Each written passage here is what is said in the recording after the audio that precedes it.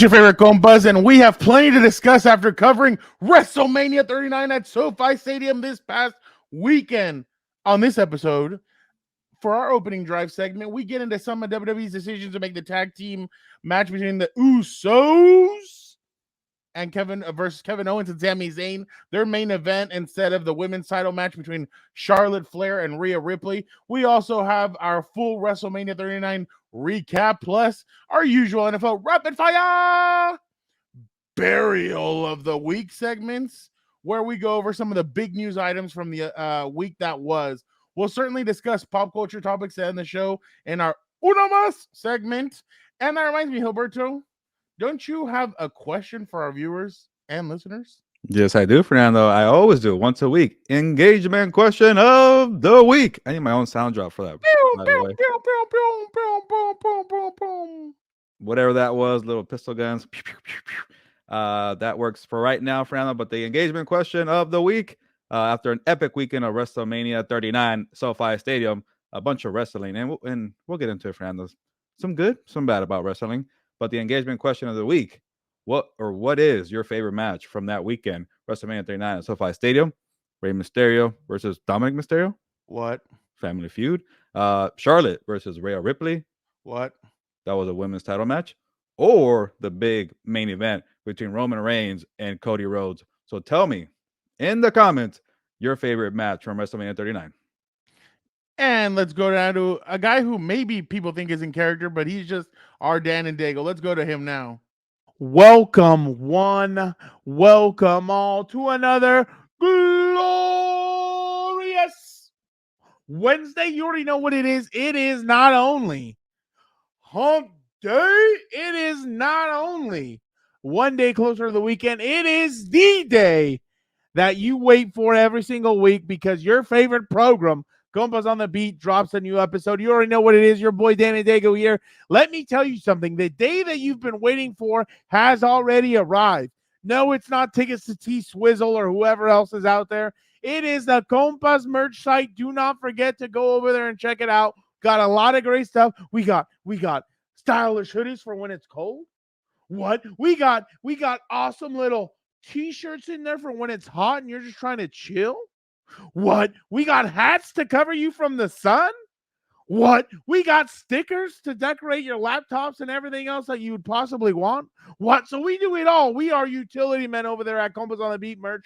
We got something for everything and everybody. Do not forget to go over there and check it out. It is compasonthebeatmerch.com. Do not forget to go check it out. That's an exclusive launch for our hardcore supporters. We appreciate you all the super fans out there. Shout out. None of this would be possible without you. We absolutely love you guys. So when you get over there to compasonthebeatmerch.com, the password to get in there is Compas exclusive. So the C and the E is capital in Compas exclusive. Make sure you get in there. Check it out. I'm sure the link's in the description or somewhere else. Do not forget, go and check out compasonthebeatmerch.com. Absolute fire things. I haven't stopped wearing my T-shirt. I wear it to work half the time. This and the hoodie. Absolutely love it. You know, this cowboy hat, it rarely comes off. But it does come off for the Compas on the Beat hat. Do not forget to go check it out. All great things. We put a lot of hard work and effort into it. By the way, once again, shout out to all of you. We reached our goal of 900 subscribers. The winner will be announced of the hoodie. Also, we got a little goal now. Now we're trying to pick up some momentum and get to 1,000. Farrell has a little special gift for when we make it to 1,000. So be sure to stay tuned so you can listen to it and everything else. Absolute great deal, great bundle. Do not forget to keep listening. Check that out over there. Anyway, enough of the dilly Danny and Dago. You are not going to want to miss this week's episode because Farrell and I get in over it about John Cena, Bill Belichick, all of it. You already know we got the witty banner going the whole time. So enough of the dilly-dally. Let's just get to it. From all the way across the hallway, play the music, Nando!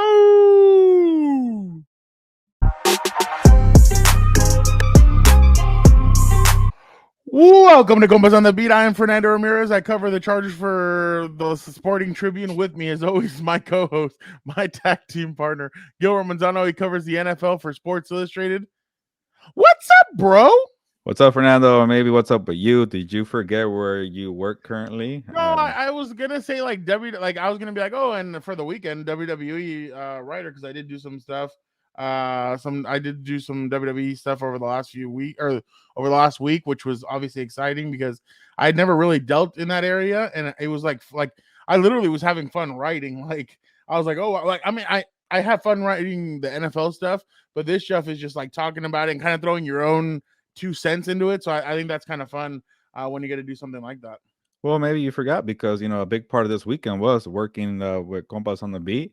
The Yeah. network was on the road this weekend, not too far. SoFi Stadium, Los Angeles, or Inglewood, up to no good to be exact, Fernando. Inglewood. So yeah, we were there both days. Actually, no, 4 days. We 4 were days. downtown LA starting Thursday, What? Friday, What?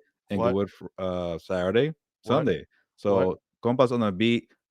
Freeway traffic in LA, as you know, Fernando, you and your brother. Yeah, I guess we could No, and I maybe. mean, and you were awesome. You picked me up at my hotel when I stayed the 2 nights in LA. So we exchanged the 2 and 2s. Well, it was funny because I was gonna say let's get into behind the scenes of WrestleMania 39 to kind of start off this episode of Compas on the Beat. Uh, Baby. BBB, there you go, good job. Yeah, you're good with the catchy little sounds there, Fernando. You messed it up during the engagement question I of the did. week, Ooh, but week. there you go. You redeemed yourself. But yeah, I was gonna say we got to talk about behind the scenes at WrestleMania 39 because it was our first, I guess, media event to cover wrestling.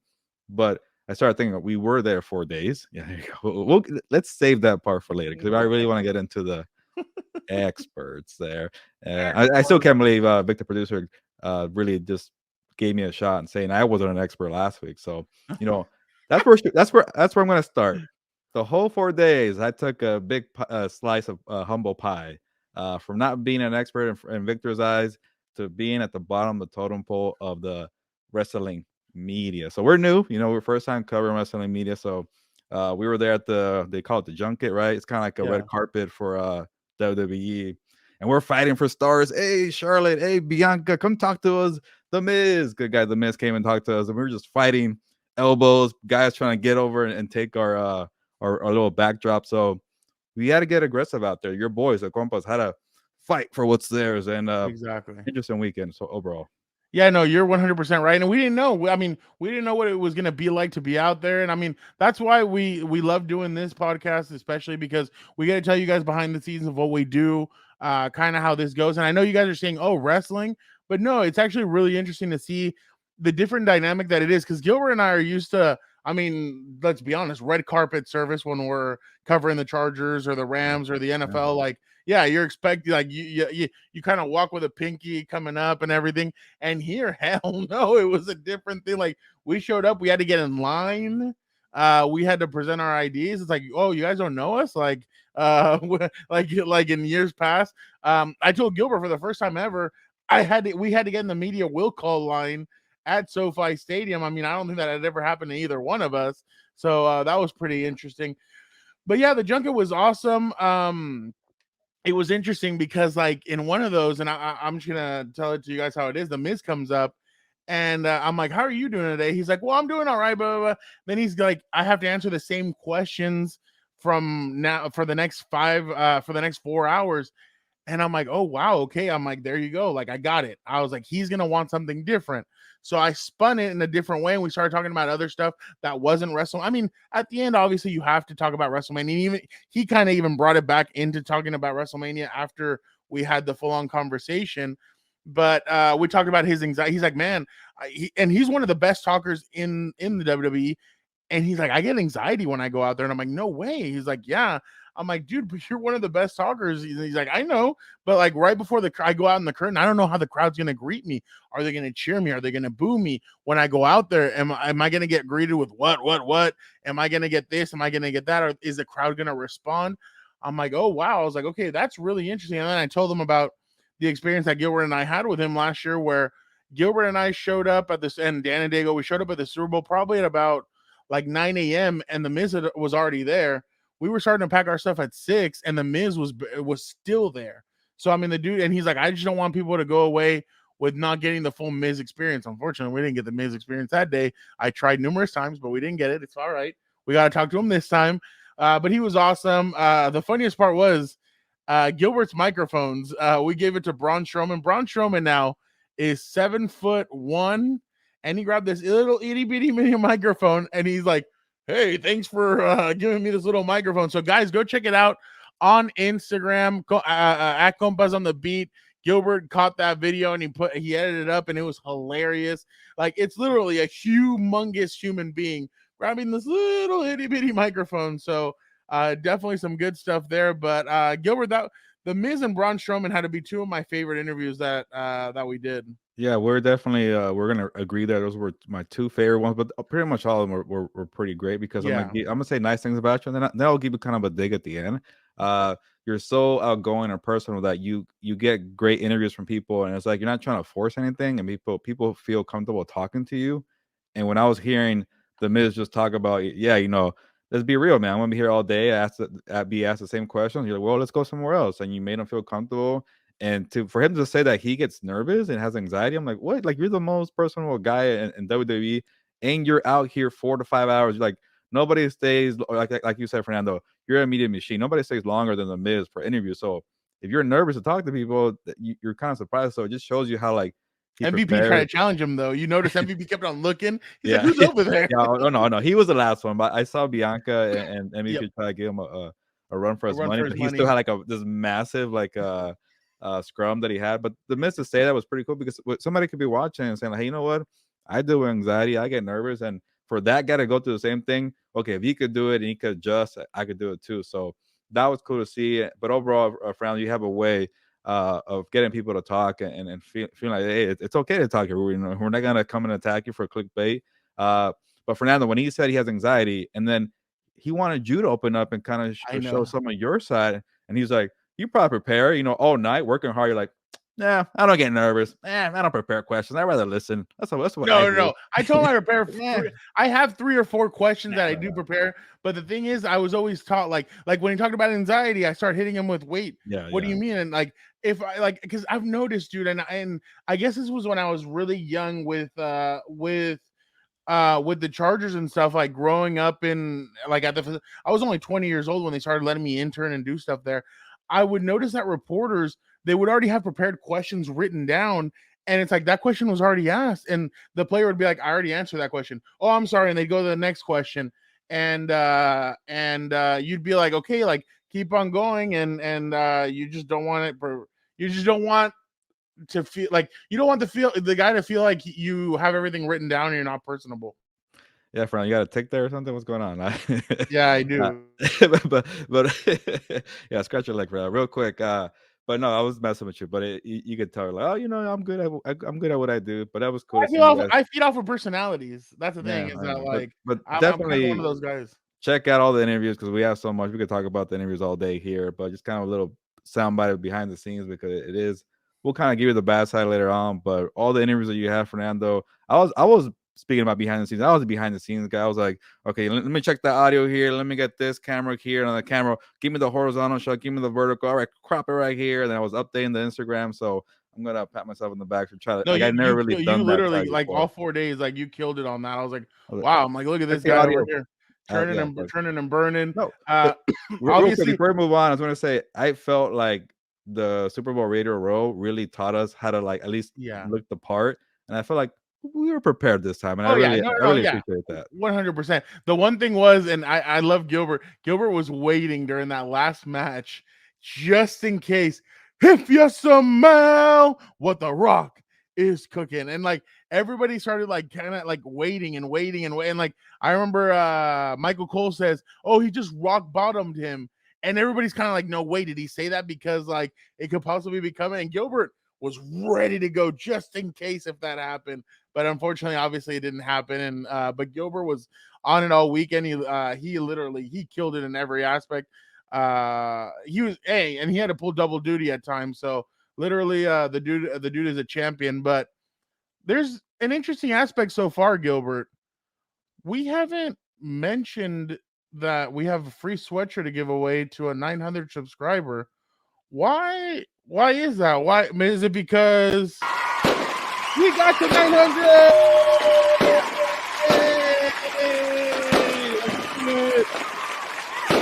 Exactly. We got to 900 subscribers over the weekend. A lot of awesome stuff. By the way, that sound, that pop noise, sound like the gas station we were waiting at for your brother, buddy. Oh my God, Uncle Joe, don't let us Traumatize it a little bit. Yeah, but sorry, go ahead and go with the but we got to 900 subscribers. Thank you guys so much. It is an honor. Now it is time to go for 1,000, but we want to give a quick shout out to Abelardo Garcia. He was the lucky guy that got the sweatshirt. Thank you so much for keeping up with the Compas, for subscribing, for liking everything. We appreciate you so much. We already got in contact with him. So yes, he's officially our compa. He was the one that got the sweatshirt. So so awesome that you guys are rocking with us. And it's been 3 years and 5 episodes. But again, we appreciate you guys so much. We know how much you guys rock with us, and we're gonna be we still have another giveaway, don't we, Gilbert? Yes, we do, Fernando. So we already gave away one. Shout out to him because he was a great supporter of Compas on the Beat. And BBB, there you go. And it was cool to give away a hoodie because I know people are excited about the hoodies, and we're trying the trial and error run here of the Compas on the Beat merch.com website, but we're not done giving away hoodies. I keep telling you guys, subscribe to the Compas on the Beat newsletter. So we go to the website, link in the description or link in the bio on IG, wherever you find us on Compas on the Beat Network. I don't know why you're laughing, but yeah, you get it. It's like Dan and Dago says, and like that scumbag from ShamWow says, there's more. There's more. When you said scumbag, I was like, are you talking about me right now? Whatever. No. That's how Dan says it. But that's how traumatized that Dan has me whenever you say the word scumbag. He has me questioning my own reputation. But yes, there is one more hoodie giveaway, and it is with the newsletter, Compas on the Beat merch.com. I got it right, Fernando. Merch. So just go on that website. It's going to pop up, boom, like magic out of nowhere. And just type in your email, and you'll be automatically entered into the second giveaway that we're going to do. And I don't know, Fran, eventually I want to give away some more hoodies. But, one step at a time. Shout out to the winner. And I know a lot of more grand prizes are coming up on the horizon. You know what? I'm going to say it right now. If we get before my, let's see. Should I say before my birthday? If we get to 1,000 subscribers before my birthday. Oh, that's easy. On May 31st, hat and hoodie. Oh, okay. We'll give away a hat and hoodie. May 31st is the deadline. Hat and hoodie. And also send happy birthday my way. Don't be rude. But all right, so the next giveaway is Fernando's birthday. There you go. May 31st. But hopefully we get way over 1K by because we were pretty fast. Hopefully, but I'm gonna give our compa some leeway. I'm gonna say by May 31st, which Gilbert, I think you and I may be at AEW. Ooh, actually, I think you're right. So yeah, that's a day for AEW. So that'll be fun to see our good friend Tony Khan. But definitely May 31st, hat and hoodie to the whoever gets us over 1,000, hat and hoodie is coming your way. And you know what? I'll even throw in a sticker. So there you go. Hat, hoodie, and sticker. All right, so slow down, merch guy. Hey, but there you go. So again, we appreciate you guys so much. Thank you guys. But now it's time for the opening drive with the Compas. No sound drop? Come on, Vic. I was ready for the punch for the first time. I was ready for the soundbite. I was like, there you go. See? All right, awesome. Gilbert, did WWE and Triple H make a mistake not making the women's title match between Charlotte Flair and Rhea Ripley the main event on Saturday night instead of the Usos, versus Kevin Owens and Sami Zayn? And don't make me angry. Yeah, well, first of all, it's a very heavy wrestling show. I know if you come here, you probably expect a lot of NFL content, but I think after the wave of free agency, the double waves there, and now people are getting ready for the NFL draft, it's a little quiet on the NFL front. We'll get there for rapid fire, but how about we give some love to wrestling because we saw the people. We have a lot of new subscribers. That's why we got to over 900 subscribers from the wrestling world, from the wrestling content that we did. So you know what? If you're new, you're checking out Compas on the Beat.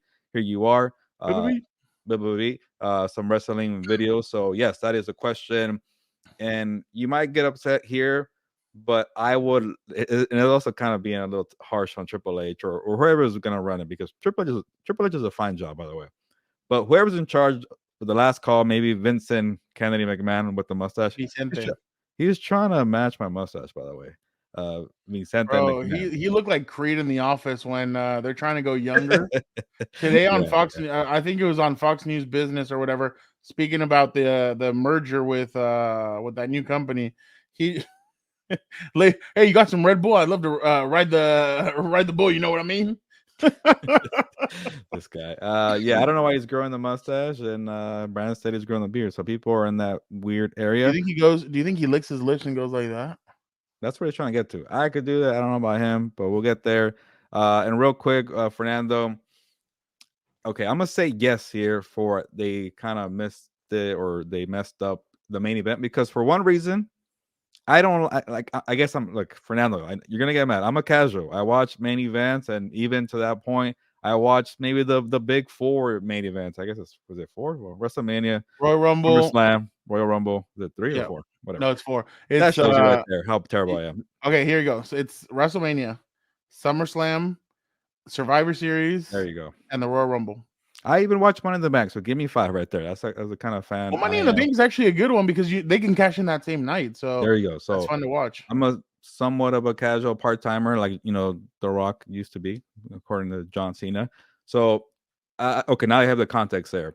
But WrestleMania is a one event for the casuals, right? Let's be fair there, Fernando. Let's And agree that's there. what I hate about it. The casuals come in, they And they have talk a lot of opinions. shit. Yeah, and I kept complaining the whole day, Fernando, on Saturday night. Like, why is Sami Zayn and KO and the Usos a main event? They're a freaking tag team. If you're in a tag team, that tells you everything. They're not a superstar. They can't do it on their own. No tag teams. And I would like for the Charlotte Flair, Rhea Ripley to be the main event. I thought it was perfect in my head. I don't think I said it out loud. But then you kept saying, yeah, they botched the storyline. You're the expert, Fernando. I am the casual. And when you say they botched the storyline, storylines are important. So I was okay, fine. Let's see what happens here. And then they got into the ring. Charlotte and Rhea Ripley, they tore the house down. It was a net. That's what I expected from two people that athletic, that big, in the women's division to finally clash. And like you mentioned, it's kind of been a storyline from the NXT days that they botched. Okay, that you called out, but they delivered in the ring. So I would have loved to seen that. And then the whole kind of the Charlotte thing saying, "Hey, what about the women? When you get to you win the Royal Rumble, you get a main event," and they didn't get a main event for Rhea Ripley. So you could have really got everything done just by making them the main event. But then Sami Zayn and KO and the Usos got into the main event, and that was a great match too. It wasn't like a star power main event, not for me, but overall, I was happy. But they did miss an opportunity. See, we're going based off of the end result. I mean, Yes, and you know what? And hindsight's 2020. Rhea and Charlotte did a good job back when they fought originally the first time. The problem is that here they had Rhea. She had her spoon in too many soups, if you know what I mean. Like she was doing the Judgment Day. Yep. She was helping Dominic, and on top of that, she had to do her own thing with Charlotte. They had her back and forth from Raw and SmackDown, doing too much, and I feel like that's not the way to tell a proper storyline. Now, like the way Uncle Joe and I were discussing yesterday at one point, the reason why they went with Sami Zayn and Kevin Owens and the Usos, they've been telling this story for 3 years now. The story of Roman Reigns, the story of the Usos. They've been telling this story for 3 years. Roman comes back. He craps on his cousin. Jimmy's out. He starts beating up on Jay. He tells him, "You're going to join me. You're going to be my guy. You're going to be in my group." So it took a while, but they've been telling the storyline for 3 years. I understand exactly why they went with this. Sami Zayn did get big. He's just, in my opinion, not he didn't do what Daniel Bryan did a couple of years ago with the Yes Movement. He didn't change their minds. He didn't change the way that they wanted to do stuff. So they decided to keep him in the tag team match. Let Cody go up against because Cody's more of a white knight, like that next guy that can be a good talker, that can go on all the shows, that can do everything that you need somebody like him to do. He can do all that. But with Sami Zayn, he didn't do that over the top stuff that Daniel Bryan did to change the mind of the WWE universe, change the mind of the people in the back. It was supposed to be Randy Orton and Batista at that WrestleMania, and they decided to throw Daniel Bryan in there because he had gotten so big. And I just didn't think Sami Zayn is to that point yet. I mean, I've seen it before.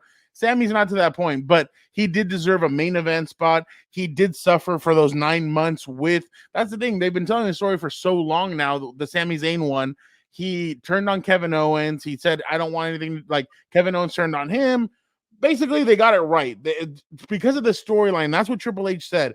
We've been building the story for so long. That is why we needed to do this. We needed to bring this storyline basically to not to a close, because I think these guys are still going to wrestle, but it was a perfect moment. It was the main event, and I felt like they needed to do this. And besides, Charlotte Flair complains about everything. It is not anything new. She talks about how she doesn't want her last name to be the thing that associates her with what she's doing, but she throws her weight around a lot. Her and Becky don't get along because she throws her weight around a lot. Her and a lot of people dislike Charlotte Flair because she tries to throw her weight a lot. Here goes another reason that she tried to throw her weight around. But I think the main event, obviously you want to be in the main event, but when you steal the show, when you're the thing that people are talking about, I think that's way more honorable. And you went out there and you kicked ass and you said, yeah, we should have been the main event, but you still were the thing that everybody was talking about. Yeah, people talked about Sami Zayn and Kevin Owens winning the tag team championships, but at the end of the day, everybody heard, wow, Rhea Ripley and Charlotte just put a caution into the wind. They didn't care. If anything, I think they went out there even more motivated than anything else because they didn't get the main event card. So hell no, I want them pissed off. I want them to put on a great show. I thought they did an incredible job. Now I want to see Rhea as the champion because I think Rhea's such a badass, man. I think she's the future of this company. She's only 20. Gilbert, she's only 26 years old. Can you imagine? And then she's learned from Edge. She's learning from Finn Balor, from all these guys. Like I totally think Rhea is gonna just take it up a whole notch. And I don't want to like I just think she's gonna be an incredible asset to WWE for years to come, and I can't wait to see her grow. But no, I thought they got it right, and let me give you the main event. Let me give you a counter there because you mentioned Sami Zayn not being on the Daniel Bryanson level. Is that what he is right now? I forget. He's always which one was he right now he's Bryan Danielson. Okay, whatever. During that time, he was Daniel Bryanson. How many times did I told Tony Khan? I changed his name like 4 times with Tony Khan. But that's where he's not really like appeals to the casual. I don't really care for him. Like Daniel Bryanson that year, I know who he was. Yes, they are. Come on, friends. It's WrestleMania. They're trying to appeal to the casuals too. But here we go. If you don't agree with Charlotte and Rhea Ripley real quick, they had a gold opportunity to do it with Dominic and Rey Mysterio. Rey Mysterio, household name, and that storyline was just as good. Well, maybe not just as good, but it was up there. Done. No. See that's the thing though, is that but the storyline that they've been telling the story for 3 years. That's the thing. Like the Usos thing, and the Usos are main event. Like these, I'm telling you, these guys can hang. When Roman was fighting Jay was matching him. Jay was able to go to. That's why they started nicknaming him Main Event Jay Uso. The dude has a reputation. He's good. I thought they did exactly everything the same. I liked everything. They did have Sami Zayn and Kevin Owens with Bianca Belair on the Today Show, so maybe they are big enough to do that. So there you go. Yeah, no, and I mean the thing is, KO's a former champion. I think that guy is. I think they're kind of wasting him a little bit, but that's the problem about having the 2 championships kind of stick to one person is that KO should be a champion. Like the guy is a badass. He's awesome. Sami Zayn, it's just me, I guess. A lot of people really like him, and that's the thing. They had to give the fans that they wanted. Remember, the fans that are around the ring, those are the diehards, the ones that they'll max out their credit card to go there and sit there around the ring. Those are the guys that stayed after when Cody Rhodes lost, and they were there cheering him on and celebrating him. But I mean, I just thought they did it right. And you have to come out of this with no regrets, especially if you're Triple H, because this is your first WrestleMania calling it. So I agree with Triple H. No regrets. I thought he did a great job. I thought he not a complete great job. Like there were some things that they could have done day 2 to kind of mix and match and do some different things. But overall, I thought it was a successful first WrestleMania for Triple H, and I hope he is still going to be involved.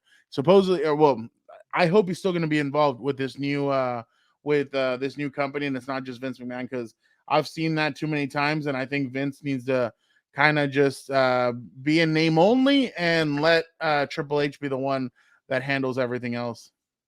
Yeah, Fernando, we'll see. But we have something else to promote, I think, or maybe a preview. Speaking of off-topic episode. Yeah, so obviously we've been talking about Love is Blind, and we're gonna be doing a recap episode of the show. So obviously debuting this Wednesday evening. So basically what we're going to be doing is, you know how they come out and they come out with the first 4 or 5 episodes, then they do 4 or 5 more episodes, and then they do 3 or 4 more episodes. Well, Gilbert, I think it's Gilbert, Dan, and I, if I'm We'll correct. see. We might have to drag Victor. He's shaking his head, but it might be kind of no. But we'll see. But by the way, Victor actually sort of gave me the idea to start doing, like, I wanted to do episode recaps of Love Is Blind. I told you guys, like, because come on, 3 dudes, 3 combos just talking about it. It's like, people might be interested. And then Victor was saying, hey, like, my sister like was laughing hearing you guys talk about it for 5 minutes. I'm like, okay, people maybe like us talking about it or off the wall opinions and takeaways from it. So you know what? Let's just do it. Forget it. That's the nudge that I needed. So shout out to your sister Victor to give us that nudge to make an episode. So there's a little promo. We're gonna debut it on Wednesday, and I think you mentioned that we're a little behind. So they released 4 more, I think I want to say, last Friday, but we were busy with WrestleMania. So it's gonna be 8 episodes we're gonna review. Might be some crazy marathon episode recap, just kind of our takeaways. 8 episodes. And then we're gonna review the next 4, and I think it's the finale after that. So Maybe 3 parts. for the finale we have a guest. I have a special guest who she loves. Love Is Blind. So maybe we bring her in and see what she has to say about it. I am down to have fun with it, but we're talking wrestling, we're talking Love Is Blind. I'm down to experiment. So yeah, so definitely awesome. But all right, Gilbert, it is time for our WrestleMania recap. Boom, boom, boom, boom. Gilbert, a little different. Yeah. Boom. Everyone was expecting Cody Rhodes, not this guy, to defeat Roman Reigns at WrestleMania. Is there a reason Triple H and WWE, do you feel like they changed their minds? Is the Tribal Chief winning more about it being good for business with him going for 1,000 days as the WWE champion? And when do you think his title reign will end? Yeah, Fernando.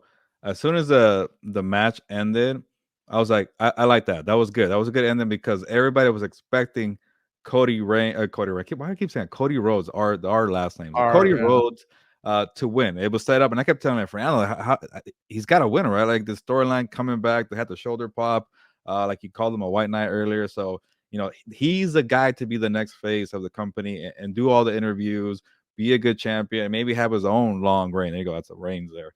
But and then you know what? I kept thinking as the match went going on, and like, okay, he's gonna get him here or get him there. And I'm like, this would be a perfect spot for Triple H to kind of do a little U-turn here and keep it going with Roman Reigns. But yeah, it's a good spot here for Triple H to do a U-turn and go maybe not off script, but to get people, catch them off guard. And after Roman Reigns won, the whole crowd just was going for the exits, and people were pretty disappointed. And that's what you want. You want a reaction. You want to leave like, oh, having an opinion about something, not like a flat performance. So I like it. And the more you and Joe kept talking about 1,000 days, I'm like, it's perfect. Keep it going with the good storyline with Bloodline. You also mentioned, I'm not going to give away your whole takeaway, but you also mentioned you can't have the Empire fall that quickly. So I like it. Keep it going to SummerSlam. I think if it goes past SummerSlam, okay, that's enough Roman Reigns for me. But for right now, I'm okay with it. Yeah, so I thought this was perfect. The thing is that Cody Rhodes has been here for only a year. He came back a year ago. But the thing is that showed that pectoral injury messed with him a lot. Why? Because that took away 7 or 8 months of us getting to see Cody Rhodes and seeing what he could do and him climb. When you have a hero, you want to see him climb the inevitable to finally make it to the top. Cody kind of he beat Seth Rollins 3. So this is the mountain. He beat Seth Rollins. He had the injury, and then he jumped almost 3/4 of the way up, won the Royal Rumble, and then he was at the mountaintop. You can't have that. You need this. He needed this loss. I know you built him up. He came in. Whoa! The crowd erupted. The crowd was pissed. The crowd left because he didn't win. I get it, but this is the thing. You're building up a good storyline. Now, I think it'd be perfect if Roman left and went away for a little bit, and it let Cody kind of try and climb that ladder again, and maybe try and get back into that picture. I truly think that Cody is the future in a sense of like the present of the WWE. I think he is going to be a champion, but the question is going to be how long can Roman Reigns' title last? He said it in the press conference. He's like, I want somebody to take this away from me. Nobody can, and I thought that was hilarious. Then Uncle Joe asked him, "Can anybody beat you?" And him and Paul Heyman start naming all the people that they've beaten, and nobody's been able to beat them. So I liked it. I thought it was perfect. I thought it stunned the crowd. You want to give the crowd something to the crowd something and go, oh wow, about. So they gave it to him, and then the other funny part or the crazy part was that a lot of people thought when he went to go grab his kid, and he kisses Brandy, he kisses his daughter. Everyone thought, oh wow, okay, here it comes. Like he's gonna like this is a beautiful moment. Here it comes, and it just didn't end up happening. But Roman said they're already talking about Philly next year about how they're gonna celebrate. It would be 1,200 days if he made it to next year's WrestleMania as a champion. I don't know if he will. What I was telling Gilbert and Uncle Joe yesterday was that the way to do this, you need one championship on each show. What I would do is either do a ladder match at SummerSlam where it's Cody Rhodes, Seth Rollins, and Roman Reigns, and because they're talking about Roman might leave on the back end. If you're gonna do that, then Seth Rollins and Cody Rhodes both climb the top of the ladder. They each grab a championship. They fall down, and bang, you send Seth Rollins, and Becky Lynch to SmackDown, or you send Cody Rhodes to SmackDown and you keep Seth Rollins, or even Roman Reigns, whatever you want to do. But you need to do something to where you split those championships up. And I think a ladder match would be perfect. Maybe whoever wins the Money in the Bank tries to cash it in. Paul Heyman says, you can only have a cash in for one of those championships. The other one, Roman doesn't have to defend. Whatever it is, I'm good with it. But I like the tribal chief. I like the storyline. And like I told Gilbert, he can't lose his empire all in less than 24 hours. That would be the dumbest thing ever. Like, you've built this for 3 years for it all to just come crashing down in 24 hours. Come on, like, get out of here with that. So I thought they did a good job. Real quick, I know Cody Rhodes and Roman Reigns are at the top right now, but eventually I got to see Seth Rollins back in the picture and Gunther. They have to. Get them back in there. Those two guys. Seth Rollins just fought Logan Paul, and that match was, I think I gave it an A or an A minus. It was good. Yeah, it was a good match. They did everything that they needed to. But he deserves better than that. You could see Seth Rollins' face. He's kind of like, what do I need to do to beat this guy? Like, even he was questioning himself. He was doing everything that he needed to do. Seth Rollins at the top of his game. Gilbert, who controlled the Maestro came out. You could hear it through the glass. We don't hear sounds like that in the Rams or Chargers game. Here you could hear the damn people blasting the woes through it, and you're just like, wow, this is incredible. So yeah, I'm with you. Seth Rollins, that's why they need the championship split up. Seth Rollins and Cody Rhodes definitely deserve to be champions if Roman Reigns is going to step away for a while and take some time off. But I definitely think that that both of them deserve to be champions. I went on a little bit of a tangent. Gilbert, what was overall? What was your favorite match of WrestleMania 39? Yeah, it's a lot of tough ones. I really got into the Gunther one and Drew McIntyre and Sheamus. But I'm not gonna say that's my favorite because put it this way.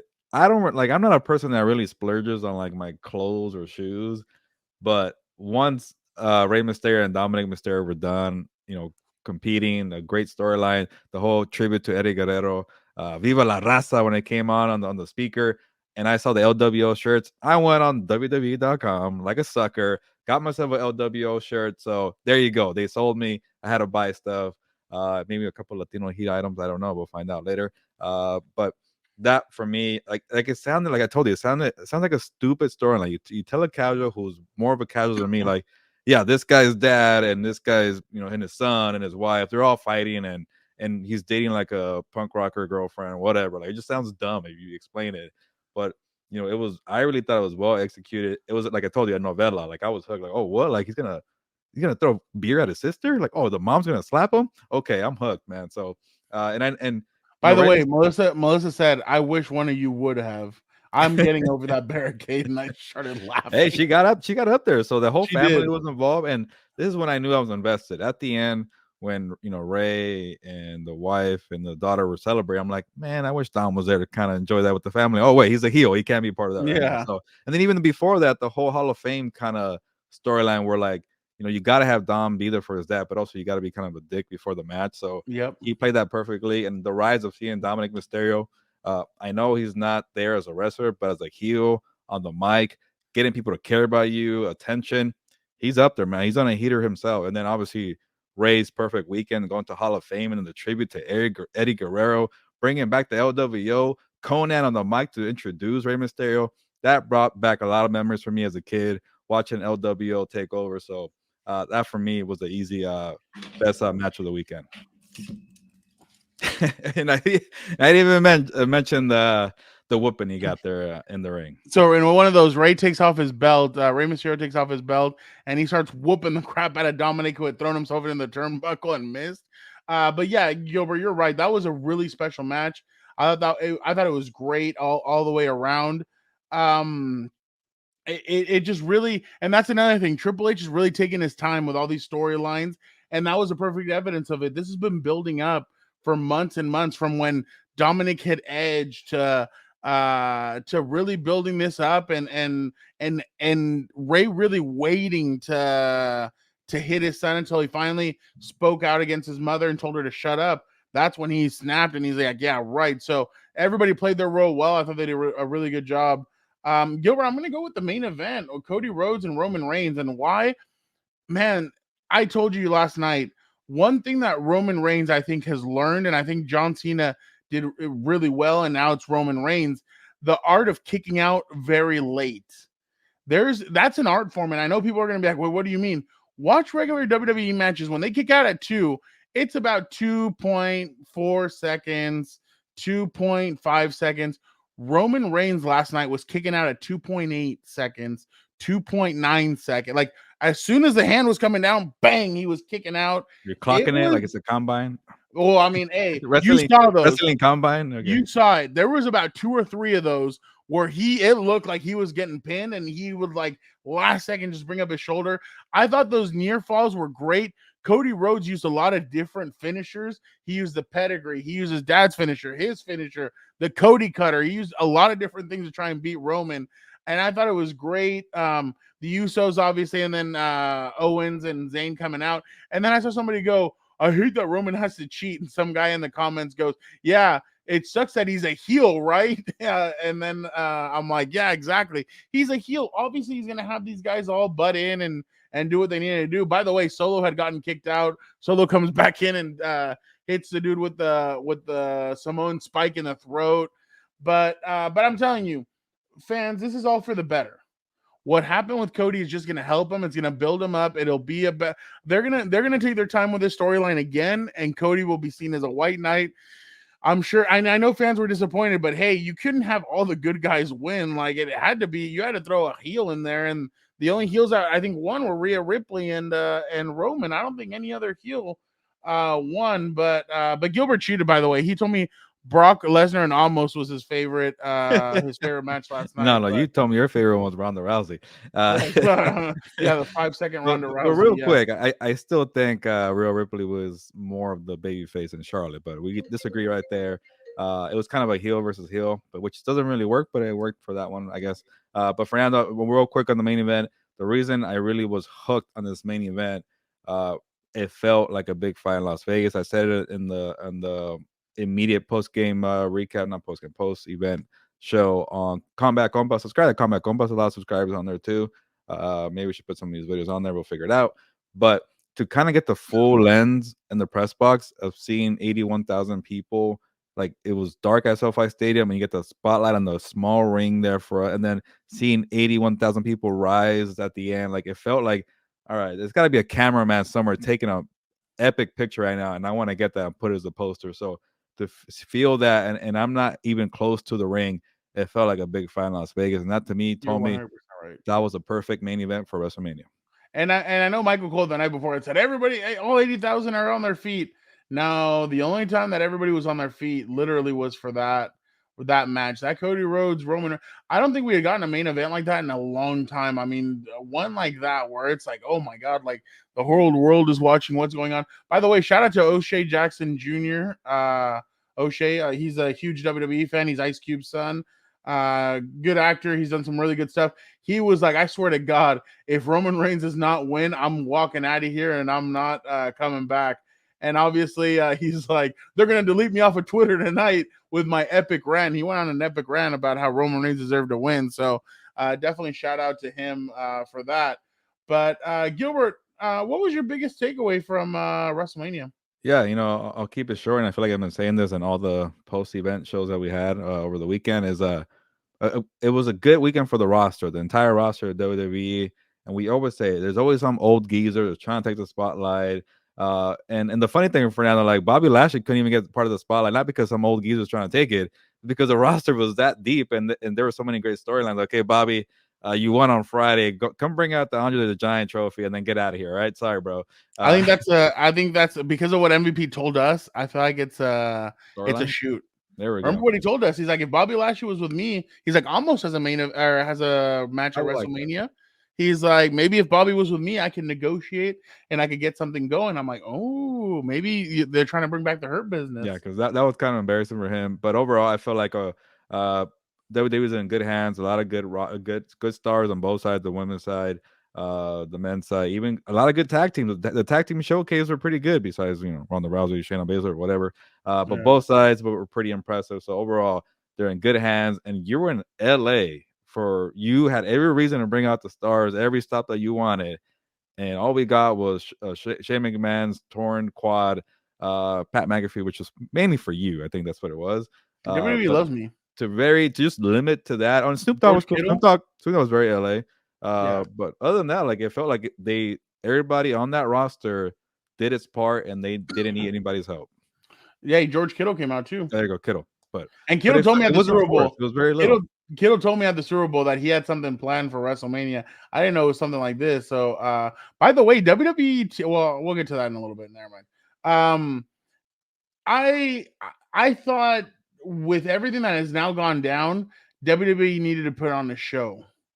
They wanted to show future investors, hey, look what all the talent that we have, and there's still talent that wants to leave another production and come over to us. There's a tag team, and there's another wrestler that keep on talking about us that they want to come over to us. Hey, I'm just saying, and I'm not gonna name names, but it's a big tag team and it's a big individual wrestler, and that's why I feel like John Cena did not retire, because his big time wrestler has talked about it for years that he wants one match with John Cena. So I think that they might make that happen if the guy comes over. But I really do think that WWE hit it out of the park. I thought they did a good job with their production. I thought the only thing that I told Gilbert that I thought they messed up in is that I feel like they should have split up more. Like they should have done more evenly to both nights. I thought night one I think night two, they kind of depended too much on the Bianca Belair and the main event. And it's kind of like the undercard kind of didn't carry as well as night one. Night one, you saw the women's match. The women's match between Charlotte and Rhea Ripley did better than the main event. Rey Mysterio and Dom did great. There were some other matches that did really well. Felt like every match night one, except for the Cena Austin Theory match, everything else was good. And the other one, it kind of felt like it took a little bit to kind of get into. It was the almost match, then it was the women's match, the women's tag team match, and you're kind of like, And then it finally kind of picked up a little bit. But overall, I thought they did a good job. They presented their product well, and I feel like that kind of helped them maybe close the deal with this Endeavor, with Endeavor and everything. And now it's going to be interesting to see UFC and WWE under the same bill. We already saw Conor McGregor came out and he had a WWE championship on one shoulder. He had a UFC championship in another. And he's like, why not? And and Paul Heyman goes, this is him trying to imitate his tribal chief, which will not be allowed. And Paul Heyman and Conor McGregor went at it a little bit on Twitter, which was fun to watch. But overall, I thought it was a good night. Gilbert, somebody who does things unconventionally, but obviously hits it out of the park himself, is Dan and Dago. Let's go to him now and see what he's got cooking up. You already know what it is. You're coming back here to your boy. Let me tell you something. Just like the freaking TikTok trends, we are everywhere on social media. Do not forget to check us out on the Twitter at Compas OTB. The OTB is capital. What? Do not forget on the Instagrams. Check us out over there at Compas on the Beat. What? Do not forget on the TikToks at Compas on the Beat and at Compas FC11, I believe. Go over there and check it out. What? We are everywhere. So be sure to follow us on all the platforms so you can get all our great content everywhere. And do not forget, we got multiple programs here on the Compas on the Beat network. We got a little for everybody who loves NFL, Compas on the Beat. What? We got House of Horns dedicated to the Rams. What? We got What's Up Bolts dedicated to the Chargers. What? And we got Compas FC. If you love everything about the champions, do not forget to get over there and check that out. Well, we just had WrestleMania, Hulkamania, whatever you're into about combat sports, UFC, boxing. Do not forget to go out and check out Combat Compas also. But anyway, let's get back to the program. Thank you to Dago for that. Obviously, great to see him feeling better because he wasn't doing too well over the weekend, but now he's back to feeling himself. Gilbert, it is now time for rapid fire. Something or nothing, Gilbert. Kyle Shanahan talking up Brock Purdy and Sam Darnold during the owners' meetings, then saying it's going to be harder for Trey Lance to win the starting job. Then saying it's going to be harder for Trey Lance to win the starting job. Is this something or nothing for Lance being the number one quarterback do you think he's going to be the number one quarterback come week 1? It is something, and I think he will be only because Brock Purdy won't be ready. I don't think he's going to be ready. Yeah. He sounds like he has a pretty bad injury. I know football and baseball are different, but when you're getting Tommy John surgery, that takes some time, and good luck Brock Purdy recovering from that, and it won't happen. But I think this is a way for Kyle Shanahan to tell, hey, you number 3 overall pick with 2021 draft. You're a high draft pick, but you need to work hard. You need to earn this thing because, yeah, it is Sam Darnold, but we're not going to just give it to you easily, even though you will get it eventually because we have to. But here's a way to motivate you and not lose to freaking Sam Darnold. I'll say he's not going to be the starting quarterback. You can't go into the season with Sam Darnold. Come on, Fernando. No, I still lose my stuff right here. I still believe Thomas Edward Patrick Brady Jr. for a will month. be the starter. Hey, it up, man. His kid's gonna be 8 months by the time you can leave him by himself. No, I just don't trust Trey Lance. I just has he grown up? Has he done exactly what he needs to do? I mean, that's gonna be interesting to watch. But as of right now, I just don't trust him. I'm gonna go Sam Darnold. I'm gonna think Sam Darnold's gonna be, especially with those. Sam Darnold, I don't think he's ever had weapons like this. I mean, no. And I know, but stop it. Okay, but look, think about it. He's not when good. If he had an offensive coordinator or an offensive mind like Kyle Shanahan simplifies everything for his offense. That's why a 7th round draft pick was able to come in and succeed with his offense. Sam Darnold might turn some heads. He may be able to do something, a little something with this offense. That's going to be the interesting. Maybe he simplifies it to the point where Sam Darnold can come in and actually do something. And Trey Lance, until I see something, I mean, I hope he is, but until I see something, I am not gonna. This is giving me flashbacks on when your brother was convinced that Tim T was going to make the roster for the Jaguars. And unless there's injury occurs there, no way Sam Darnold's going to make the team, though. Well, yeah, but I'm saying like he's not going to start week 1 if Trey Lance is healthy. That's all I'm going to say. That's a big if too. Well, you never know. All right. Now that the number 0 has been officially allowed to be worn, are they allowing 00 or just 0? No, just a 10, which is cool, but not as cool as 00. Yeah, 00 would be awesome. Is there a type of player that should be allowed to wear it? And who's a player that you would like to see wear it? Yeah, Fernando, I wrote a freaking entire story on this, and people call me an idiot and a low life, and you have no time to be doing this stuff. Well, I do have time. And one of your best friends said that you weren't an expert. So what a week you've had. Yeah, maybe Victor trusts me for jersey number stories, but not for grades overall. Maybe Victor's the one that commented on those stories. Yeah, maybe 20,000 burners because the comments weren't happy. So just to kind of rile people up, give me Joe Burr, the icy quarterback for the Bengals, wearing number 0. I guess you didn't read. I was gonna say that's who I wanted. I thought. Oh, I didn't see it. Would be awesome. I think so you know what? You're the one person that gave me a good review. Then. Yeah, no. I told you. I told you when we sat down at the hotel before we got kicked out for looking for jobs. I told you I thought it was well put together. I thought it was fun. People are too literal nowadays. They need to relax. I want a kicker to wear number 0. I think it'd be funny to see a kicker wear 0, especially if he misses or something. They're gonna that's the kind of talent he has, and they're gonna go like this. And real quick, speaking about trying to get jobs, we forgot to mention because he deserves it. We saw The Undertaker for a quick glimpse, and we were just taken aback about that moment. So, and then they call security on, get these guys out of here. Like whatever. Yeah, exactly. Gilbert and I sat there and I told him, Gilbert, I'm like, that's greatness right there. Like that's a Mount Rushmore. Like that's like Tom Brady, Joe Montana. Like seeing a guy like that, and the Undertaker's with his family and everything. So we just sat back and watched him and everything, and we're just like, wow, like that dude's a living. We're like two little kids, and like freaking maybe like Joe Montana's prime is coming into their like some random store. And we're like, yeah, we were just like, oh wow, taking it back. But yeah, I'd like to see a kicker do it. I don't know what Justin Tucker. There you go, Justin Tucker. That dude never misses. I'd love to see Justin Tucker wear number 0. So I agree with you in your article on that one. Gilbert, are the thank you notes on social media by NFL teams getting out of hand when mid players are getting them? 1000%.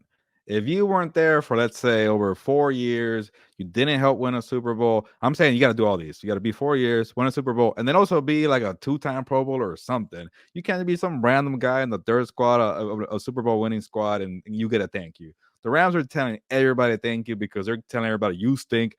Get out of here. So here's 50,000 thank you notes. No, we don't need to see thank you notes for everybody. I get it. They help you win the Super Bowl.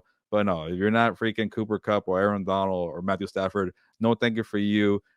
Here's your paycheck, your last paycheck. Get out of here. Did Tom Brady get a thank you when he left New England? I would think so. Remember. He definitely deserves one. No, yeah. No, I agree with you. I mean, I even think that it's kind of weird to do the thank you, unless, like you said, like somebody who helped you win a championship, somebody who was an MVP. Excuse me, somebody who did something for your franchise. What? At least 4 years at a stop. I agree. And you have to be a legit star, like a real one. Legit star, and then obviously if you impacted the community as well, I think that's a huge part. If you're if you're a leader, like a captain, for like exactly, I want to extend it for the 8 years. I guess I have a bunch of rules here, by the way. Yeah, no, and I agree with it. Gilbert, some NFL owners were not happy with the grades their team got from the report cards the NFL Players Association put out last month. Does this mean major changes are coming, or will owners just continue to go about their business? I don't know how to answer this. It just feels like a lot of sour grapes from the owners, and they try to like do everything like screw over Lamar Jackson, whatever. But they try to have everything their way. No fully guaranteed contract like this. Come on, like sometimes pick your battles with the players here and let them call you out for crappy towels or making Mike McDaniel pay for his coffee in Washington. Like stuff like that. Like, okay, it will, like, I don't get the beef here. Like, it will make everybody kind of raise your environment for your players that are doing so much things for you. Like, the only thing I can see here, maybe the rich ones are pissed off because now the ones in the bottom tier have to raise their level because they can't be embarrassed, and that kind of affects free agency. That's the only thing I see here affecting them. You know, it's funny. I saw like the Tampa Bay Buccaneers do not let their players fly first class. I saw some of them, and I'm like, oh wow, like that one surprised me because Tom Brady's there. So I like wonder what they did there with that one. But yeah, some of these, I mean, and I know because I mean we're around the Chargers. I know that the Chargers don't like. I've seen some of the things that they do for their players, which is like you just see the differences between some teams. You heard some of the differences, like the Cardinals make their guys pay for food. That was incredible. I couldn't believe that one, but I mean, I agree with you. I think they need to do better with them. I bet you if you went to like LSU or Alabama, I bet you they probably have better conditions than some of these NFL teams. So they need to step up their game. And if they want to keep the players happy and if you don't want a bad grade, study. That's what you need to study. What does that mean for the owners? Get people in there that are going to help. Get nutritionists, get this, get that. Make everything more. I'm not saying completely baby the players, but at least step up some areas like the food, the accommodations on the plane, like that kind of stuff. Step it up there. I mean, I'm not saying do everything, but come on, like be a self-sustaining place where you have the jacuzzi, you have the swimming pool, you have the tubs, you have everything for players not to have to share or do some weirdo stuff. But definitely get better bathrooms for the media and better food for the media while you're at it. Yeah, hell yeah. I mean, I hit revenge. I was complaining. I was saying that the food was really good at WrestleMania, and then I had to get a little un Sprite para calmar el estómago. But Gilbert, keeping with the theme of WrestleMania, we saw George Kittle help out Pat McAfee during his match against The Miz. Excluding Kittle, what NFL player do you see having a career in pro wrestling once their football career is over? By the way, when Pat McAfee came out, I don't know who had a better first surprise, you or your brother. Oh, Mr. Pat, whatever. I just like doing the voice there. No way, that was you. No way. Real quick, I was surprised. I already knew I was gonna say here because I wanted to make fun of you. But Jamal Williams from formerly Detroit Lions, New Orleans Saints, just because it'd be great on the mic, and that's a big part of wrestling. I'd love to see Jalen Ramsey, but that's not my pick. Micah Parsons goes at people on social media. He's big. He's aggressive. I think Micah Parsons would be a lot of fun to see in the ring. And I think he commented a couple of times about WrestleMania this weekend. So maybe he's a fan. By the way, they did ask Pat McAfee and George Kittle after their thing if they would tag team together. And George Kittle says, hey, he has my number. I'd be willing to do something. And then Pat said on his show on Monday, you never know when we could tag team. I'm like, ooh. I'm like, that would be interesting. Called in and like, no, not. Well, that would be probably the first tag team where they're not both WWE. Well, in a sense, they're not both WWE superstars. So it'd be interesting to watch a tag team of two former football players against two wrestlers. I'd love to see something like that. After George Kittle retires, after the what? After he retires, George Kittle. Well, yeah. Did you see what he said though about getting run over by like the way he feels after games on Sunday? He felt like that after the clothesline? No. He says that after football games on Sundays, he feels like he's gotten run over by a truck or that he's been in a couple of car accidents and that his body couldn't sustain. He's like, my body could barely take one Thursday night football game. If you can flex us and make us play a second one, he's like, there's no way I'm going to be able to play in that. And he's like, and some guys are. He's like, I agree with Patrick Mahomes. We shouldn't have that. So I thought you were talking about his performance at WrestleMania. No, his performance was great. I thought he did awesome. That he got that messed up for the clothesline. No. It was just one clothesline. But by the way, the video of I just saw the video of Rob Gronkowski when he did his WrestleMania moment. So that was pretty funny. But obviously, speaking of WrestleMania, let's bring in two people that obviously we know watch WrestleMania.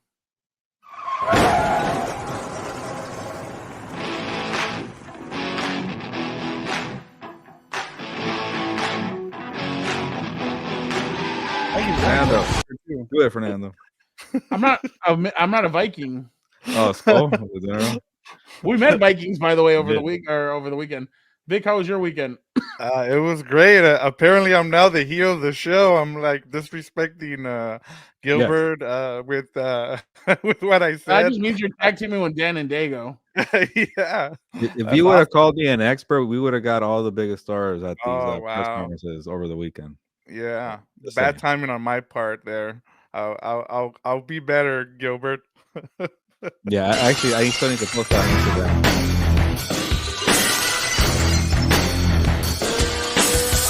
Your boy is here. Do not fret. The ultimate heel scumbag dirtbag is in the room now. Do not fret. I am here. And what better way to start off by sounding off real quick?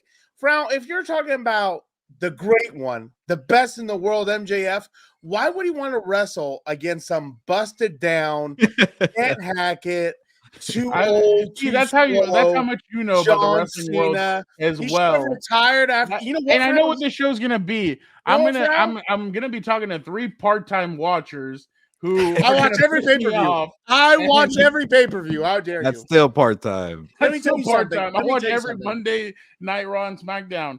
But no, I'm not talking about MJF. Let me tell you something. I'm talking about somebody else. What a casual. Derek Carr, just like Derek Carr said, I would rather retire than not be a Raider. Lo and behold, he lied.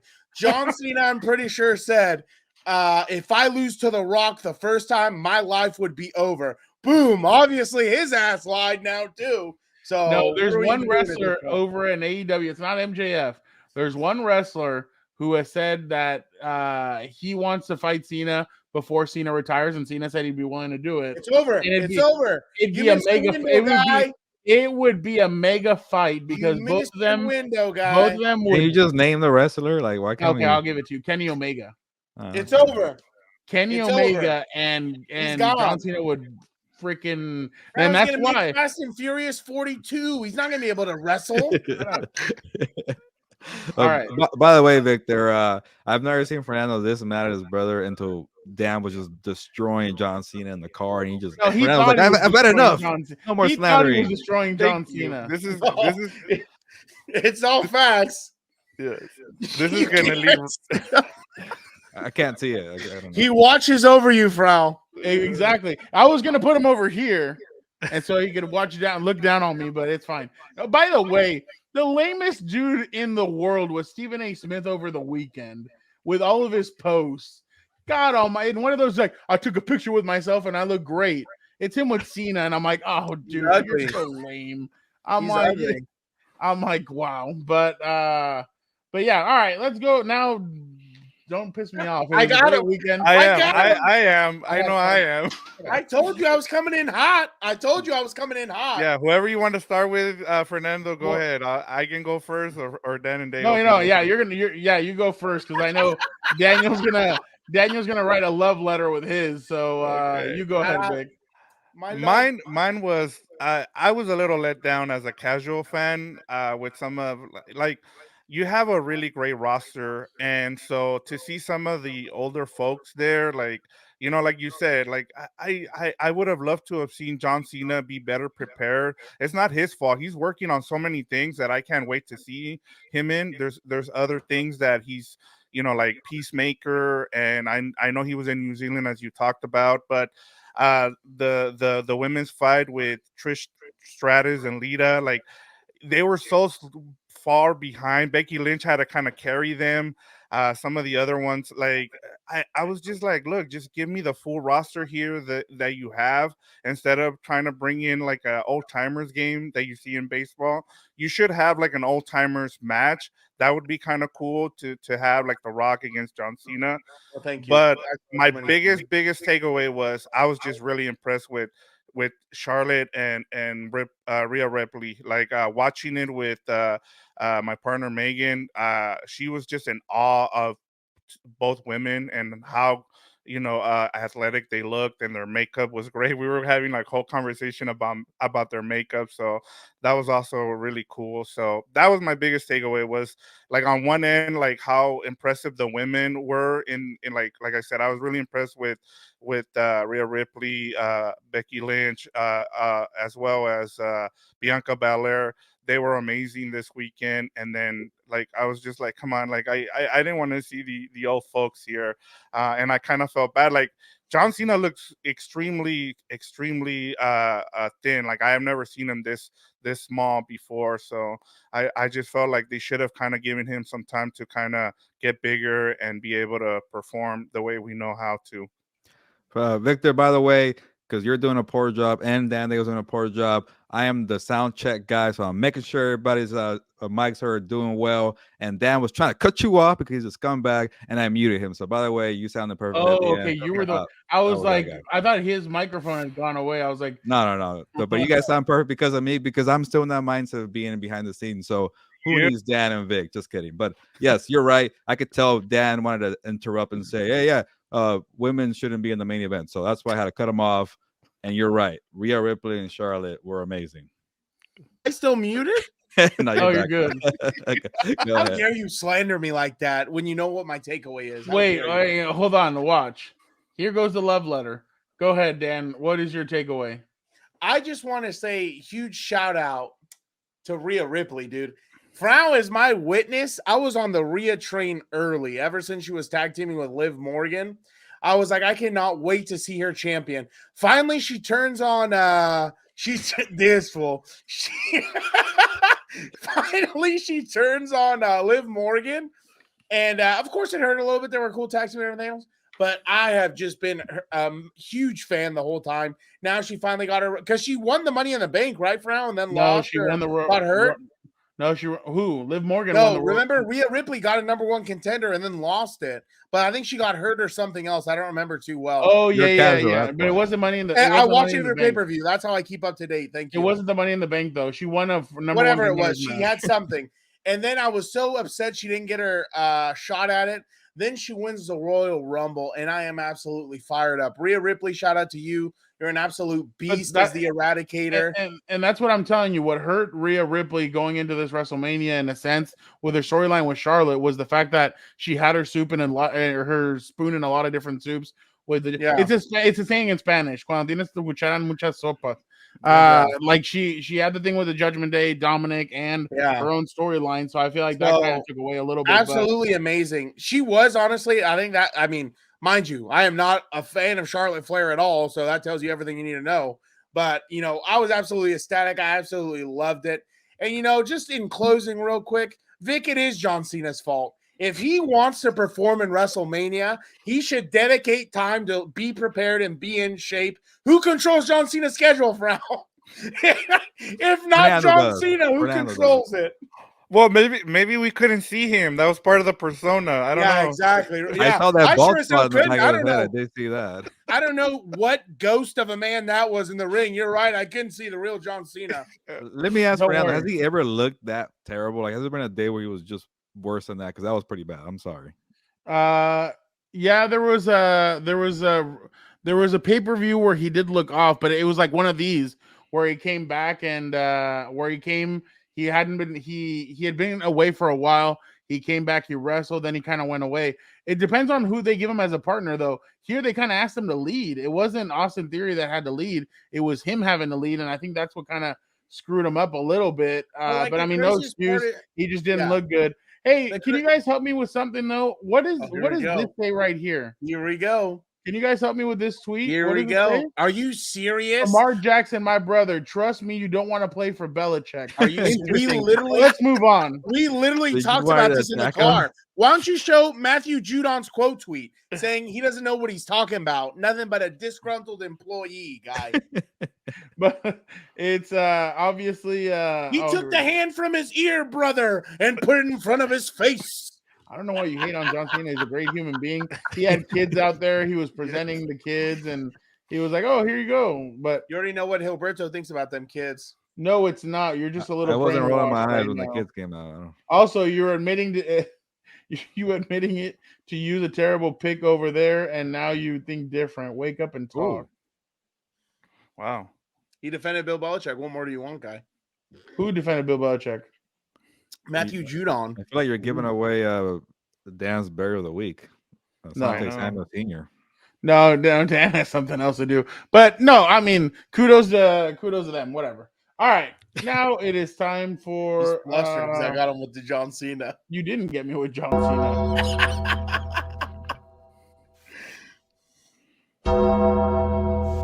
Belichick. John Cena. Bill Belichick. How many Super Bowls did Tom Brady left? Since Tom Brady left. You know how many he's gonna win? Hot take right now. Bill Belichick will never win another Super Bowl again. Who Wow. discovered Tom Brady? What is it? The Scouts? Did he fall out of the sky? Scouts.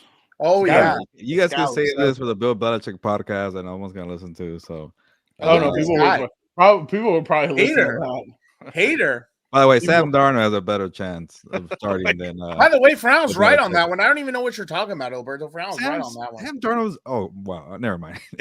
I'm gonna get in trouble by just. You just destroying said Sam Darnold's gonna start. Sam. Oh, I did not say that. You- If oh, Trey Trey Lance Lance- gets there, no, I Trey said Lance Sam had a Darnold- good season Sam Darnold's now. a better chance than Bill Belichick winning a Super Bowl. How about that? I was just messing with you. I was messing. Oh, there you go. No, he Hey, well, he could as a backup, Eh, but he would have Trey Lance as a starting quarterback. All right, Vic, you could start us off with burial of the week. Here we go again. I will be the bad guy here. Well, yeah, because you did it last. You did last week. You got us what did going. you say about so this one get here? us though? going again. All right. So this Oh, you're actually has to 100% do with right. Gilbert. So I signed up for the OC Register subscription service. He's no longer there. I know exactly because I needed You wanted an expert's So, opinion. Yeah. I wanted an Yeah, expert's so- opinion on the Rams, right? And so I end up ending my subscription now that he's with SI. That's $1. Yeah, I know, but like I was like, I don't have a need anymore, right? But that's not the point. The point was like I got rid of it, and I'm getting calls every day, like, hey, like I already talked to somebody there, and I'm like, hey, like, thank you, like I'm not interested in signing up for my subscription, like, and I keep getting calls, but that's besides the fact here. Sorry. I just wanted to get to so which I'll talk about Yellow Jackets later on, but it's getting kind of out of hand with the subscriptions now. Like you have to have a bunch of things. Like I was one of the I am a cord cutter. Like I was really happy to do that because I was, cable was super expensive. It was costing me about $150 just to be able to get everything that I wanted. And then you needed to go switch if you wanted to watch some of the Dodger games. It was a mess here in LA with that. And so finally I went and I got Disney Plus. Like I'm sure you guys have the same amount of apps. You have you have Peacock, you have Apple TV, you have Amazon Prime, and then like now you're having to add Paramount, and they want you to, and now with Showtime, because of Yellow Jackets, this is a great show. I need to add Paramount Plus with Showtime, and I'm like, no, I'm not doing that. And then the other thing that they're trying to get you to watch is like we have if you have regular like Showtime, you have to wait for the show to air on Sunday night. But if you have Paramount Plus, you can get it on Friday, and so everybody's like the whole weekend is they're spoiling the show. Like they're like, oh, this person already ate. Wow. I'm like, It's bro, actually pretty. like, That's pretty smart marketing, by the way. yeah. So like, and so I'm like, no, I'm gonna stick with my Fire Stick and get it for free, and I'm not budging anymore. Like at this point, I might as well get cable back because it's gonna end up costing me about $150 again. So that's my burial of the week, guys. Yeah, I have a lot of mixed feelings, but I've cut the cord too, and you know, like for football, like you have like your basic channels there, and I do have Peacock, so I can watch the Sunday Night Football. But like me, I am a freeloader when it comes to the subscriptions. Hey, you have some codes, you have a password, I'll trade you mine for that one. I'm the one that Free pays trial. for Peacock. Yeah, and free trial, different emails, disguises. I feel like you're like going from here to there. Like the meme. But the other part of the other part of it is like now that I have to be aware of 32 teams. Like something that comes in clutch is the Athletic, because you have the Athletic covers everybody pretty much. You can read all the stories from all the different teams, but then you want to get the beat reporters, the other ones, some love. So you try to pick and choose, but you can't afford every subscription and every newspaper. So I feel you on that one. And sorry, Victor, that the Orange County Register is calling you to come back. That's funny. Shout out. Dan and Dago. So real quick, I know we probably have a lot of subscribers or listeners in Los Angeles. So I apologize to begin with this, but know that it is not towards you unless you do this. Other than that, I'm going to sound like an old man, but I hate a lot of what LA is. It is what it is on that one. But this is the worst. Not only is LA traffic absolutely abysmal, where you guys don't even know your right from your left and you stop traffic at a standstill. The problem was like when I was trying to go pick you guys up last night from the SoFi Sunday Stadium. night. Whatever. What? Sunday night. Whatever, whenever it was, the weekend, whatever you want, not the rapper, the day. Thank you very much. R&B singer. There's these narrow streets, and you have guys pulling off to the side, just putting on their hazards, just creating so much traffic. It's absolutely ridiculous. It's unbelievable. I feel like everybody's brain is a little bit smaller in Los Angeles when it comes to a vehicle. Wow. Okay, slow it down. It was unbelievable. I was so pissed. Then you saw when traffic was at a standstill, we got people making up their own rules, cutting 4 lanes to jump a curb to get off on the exit ramp. Absolutely unbelievable. That was probably the worst thing Did we ever find out why we were stuck like that for 20 minutes? No, there was no one there. That was the other thing. It was like a ghost accident, and we got stopped by cops and everything else, and we were just there chilling. Then Gilberto over here was about to guide us through some back road streets, and he was trying to it was getting pretty hairy down there. I was trying to find a freeway. Well, I got you lost the first day because I don't know which direction you were coming from. Both of you guys were losing each other. I don't know what the hell you guys were doing. Day, shout out to you for picking us up on time, because as soon as Joe was about to say get out of my car, I'm like, this looks like a shady gas station. Where the hell are you? Like, oh shit, there he is. Sorry. Yeah, there he is. Let's get out of here. Okay, we're good. And then Dude, the second day the second day you kept me out in the cold for a little while. I was like, damn, driver, this was a scumbag. Hurry up. Dude, they closed like 800,000 streets in Los Angeles when I was trying to get to the stadium. So like I was literally trying to have to go through back roads, trying to get around all the traffic and come back around where I wanted to just to get to the stadium. I couldn't get to the stadium. It was so packed. It was so ridiculous, dude. You're not the hero that we deserve. You're the hero we need. Call me the Dark Knight, dude. It is what it is. Not the way. Well, that's reserved. No, and I, as someone who works as a driver, I agree with Dan and Dago. It like people here refuse to use their turn signal for whatever reason. Yeah, I just don't understand. Like it must be illegal to use your turn signal for some reason. Exactly. Yeah. Dude, the other thing is you have 800,000 freeways. How is there so much traffic? I had to get on the 605 to go to the 105 to the 805 to the 102 to the 91 to the this to the that to your ass. I was tired of it. I couldn't believe it. All right, Gilbert, it is time. We will be tag teaming this burial. There you go. Go ahead. Yes, please. Let me go first because I feel like you're gonna be the bad cop here. I'm gonna set the table here for the 3D we're about to lay down on these people.